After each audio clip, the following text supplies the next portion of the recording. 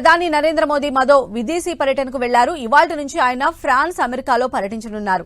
ఇవాళ్టి నుంచి ఈ నెల 12 వరకు ఫ్రాన్స్ లో పర్యటించనున్నారు ప్రధాని మోదీ. అనంతరం 12వ తేదీన ఫ్రాన్స్ నుంచి అమెరికా వెళతారు. 12, 13 తేదీల్లో ఆయన అమెరికాలో పర్యటించనున్నారు.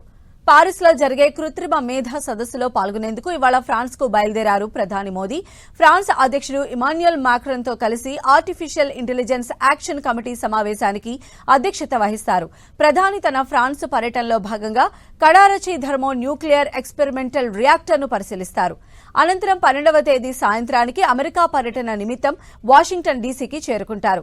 13వ తేదీన అమెరికా అధ్యకుడు డొనాల్డ్ ట్రంప్ తో భేటీ అవుతారు.